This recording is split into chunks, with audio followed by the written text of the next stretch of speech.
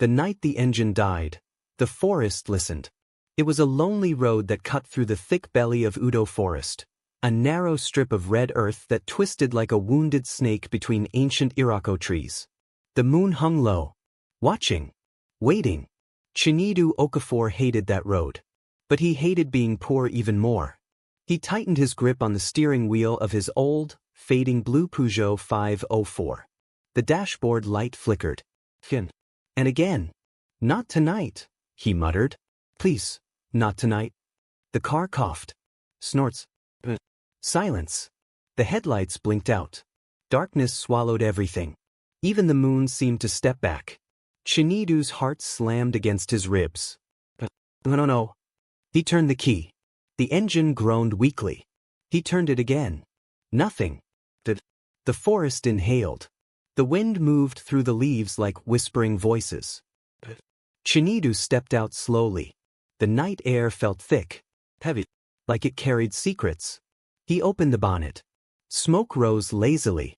"I just fixed you last week," he whispered angrily to the car.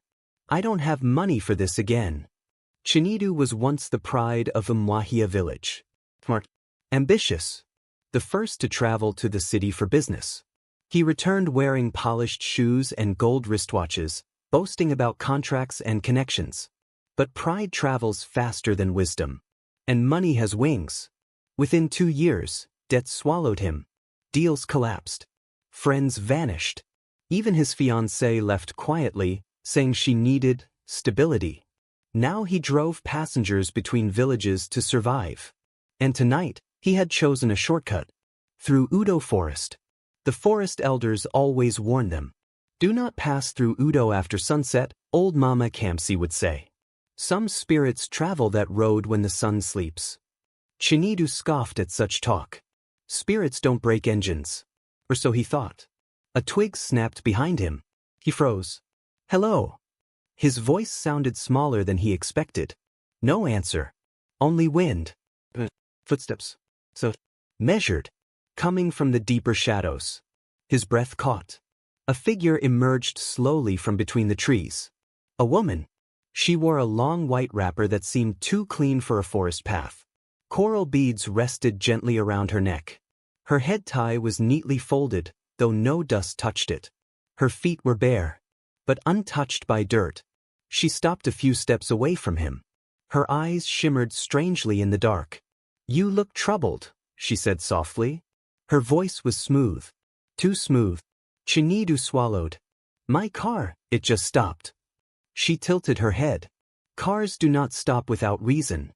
He forced a laugh. "Machines don't have spirits inside, madam." She smiled. A slow smile. "Everything has a spirit, Chinedu." His stomach dropped. He had not told her his name. "Tests. How do you know me?" he whispered. She stepped closer. "I know many things." The wind grew colder. Chinedu told himself not to panic. Maybe she was from the next village. Maybe she had seen him before. "Yes, okay. Do you live nearby?" he asked cautiously. She ignored the question. Open the bonnet again. Something in her tone felt like a command. Before his mind could argue, his hands obeyed. He lifted the bonnet. She stepped forward and placed her palm gently on the engine. Closed her eyes. The forest went silent. Even the insects stopped singing. Chinedu's heart pounded loudly in his ears. Her lips moved, whispering words he could not understand. The air thickened. The engine trembled beneath her touch. Low rumbling. Chinedu staggered backward. A faint glow flickered beneath her palm. She removed her hand. "Start it," she said calmly. His fingers shook as he turned the key. The engine roared to life instantly. Right. Strong. As if it had never failed. Chinedu stared at her in disbelief. How did you do that?" She smiled again. "You needed help." He felt relief rush through him. Thank you, madam. I don't know how to repay you." "You will," she interrupted. The word hung in the air. Heavy. He frowned. "Repay. Everything has a price," she said gently. The wind began to move again. Leaves rustled. Somewhere in the distance, a baby cried. But there were no houses nearby. Chinedu's chest tightened. What price? She walked around the car slowly, her fingers grazing the metal surface. You are a man who once loved wealth more than wisdom, she said quietly. He stiffened. You borrowed. You boasted. You mocked those who warned you. His throat went dry. How do you know these things? I know, she replied simply. She stopped in front of him. Tomorrow, a great opportunity will come to you. Bigger than any contract you lost. His heart skipped. Opportunity? What kind of opportunity? A man will approach you in the morning at Nkwol Market. He will offer you a transport contract. Easy money. Chinedu's mind raced. Money. Finally. But, he asked cautiously. Her eyes darkened slightly. You must not accept it. His excitement crashed. What? Why? Because the road attached to that contract leads deeper than this forest. He swallowed. What does that mean? She stepped closer. Her face now inches from his. If you accept, something precious will be taken from you. His chest tightened. Taken? Like money? She did not blink. More precious. A chill ran down his spine. Like what? She leaned back slightly. That depends on what you love most. Silence. The forest seemed to lean closer, listening. Chinedu felt anger rising. You speak in riddles. If you know something, say it clearly. Her expression hardened. Some lessons must be chosen. He clenched his fists. I need money, he said bitterly. I've already lost everything. She studied him for a long moment. Not everything. The baby's cry echoed again. Louder. Closer. Chinedu turned sharply. Do you hear that? When he looked back, she was standing farther away now, almost blending into the trees. You have until sunrise to decide the kind of man you wish to be, she said. Wait, he shouted. Who are you? The wind rose suddenly. Her white wrapper fluttered unnaturally. I am only a helper, she replied. Lightning flashed across the sky. For a split second, her shadow stretched across the ground. But it did not match her shape. It was taller, twisted, with horns. The light vanished. Darkness returned. And she was gone. Gone. Chinedu stumbled backward, breathing heavily. No, no. The engine was still running smoothly, as if nothing had happened. He quickly entered the car and drove out of the forest without looking back. But as he reached the edge of Udo Forest, he noticed something in his rearview mirror. On the back seat, a small coral bead, the same kind she wore. He slammed the brakes. His heart nearly stopped. And then, from the dark corner of the back seat, came the faint sound of a child's soft laughter. Chinedu slowly turned his head. The seat was empty, but the coral bead rolled gently across the leather. Back and forth, as if touched by invisible fingers. The engine flickered again. Just once. Then steadied. Chinedu's breathing became shallow. Tomorrow. Nkwol Market. A contract. A choice. And something precious at stake. Far behind him, deep inside Udo Forest, the white-clad woman stood watching the road. Her eyes no longer kind. The horns in her shadow now clear. She whispered into the wind. Let us see what he values most.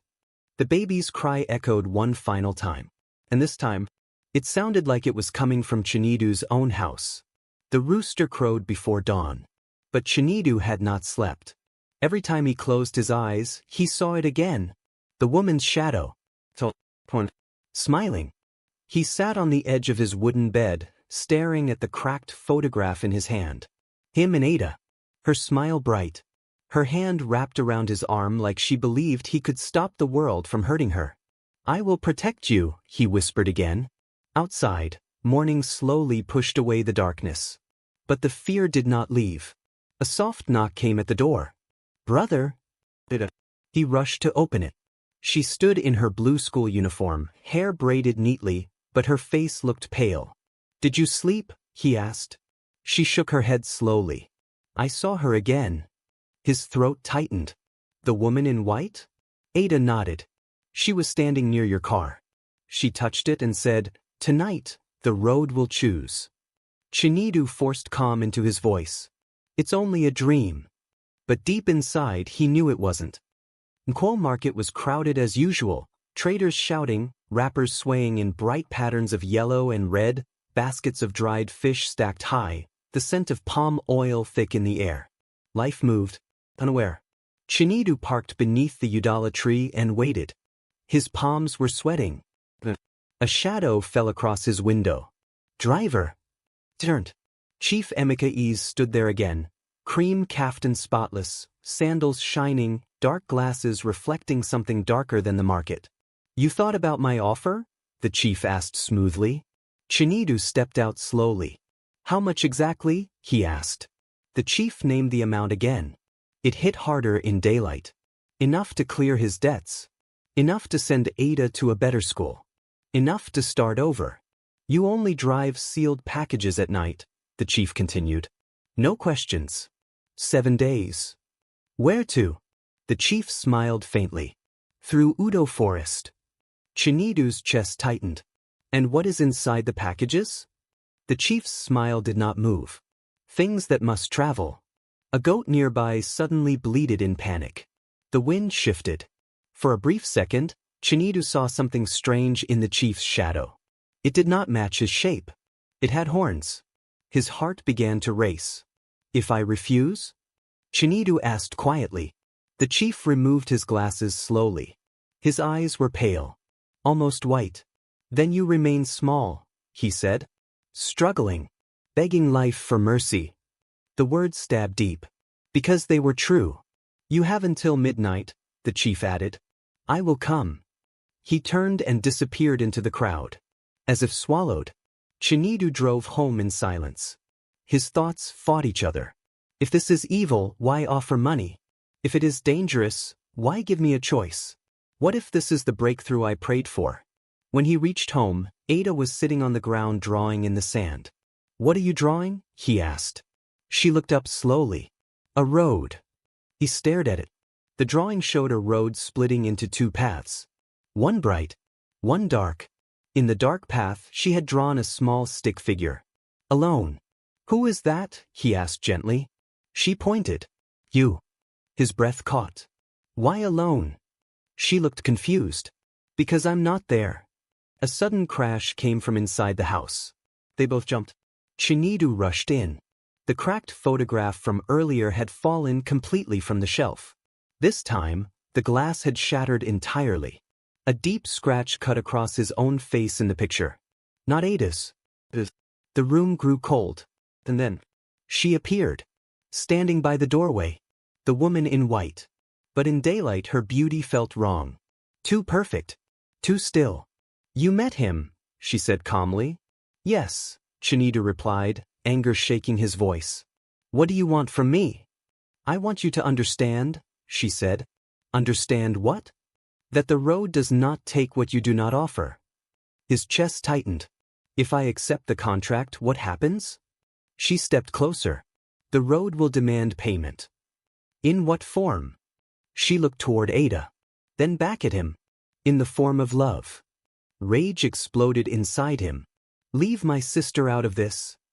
I did not choose your love, she said quietly. You did. Thunder rolled in the distance though the sky was clear. I only fixed your car, she continued.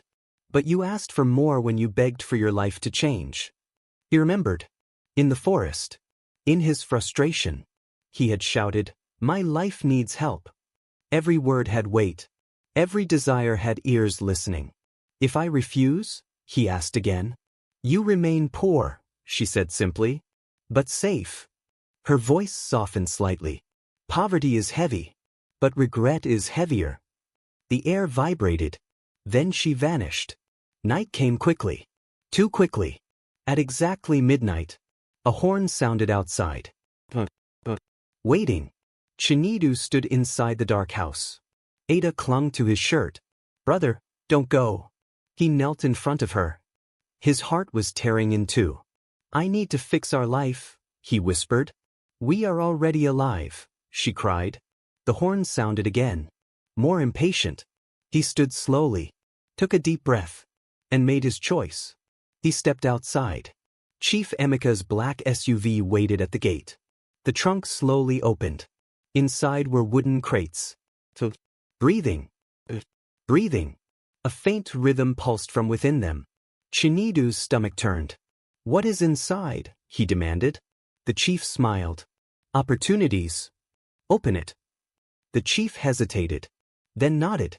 The first crate creaked open. Inside, darkness. Moving darkness. It shifted like smoke. And within it, faces. Crying faces. Whispering. Begging. Chinedu staggered back. "These are souls," he whispered. The chief's eyes gleamed. "Lost hopes. Broken promises. We transport them." "To where?" "To those who trade humanity for success." Chinedu's blood ran cold. "You want me to help you steal from people?" "We do not steal," the chief corrected. "They choose." Just like him. The realization struck hard. The woman had not come to trap him. She had come to warn him. The road takes only what you offer. The horned shadow. The coral bead. The dream. Everything was a test. The chief stepped closer. "Time is finished. Load your car." Chinedu's hands trembled. He thought of his debts. Of humiliation. Of hunger. Then he thought of Ada's drawing. The road splitting in two. One bright. One dark. He closed his eyes. And stepped back. "I refuse." Silence fell. The wind stopped. The chief's smile vanished instantly. "You choose suffering," he said coldly. "I choose my soul," Chinedu replied. The crates began to shake violently. The darkness inside them shrieked. The forest wind howled even though they were not near Udo. The woman in white appeared behind the SUV. Her form no longer perfect. But no longer smiling.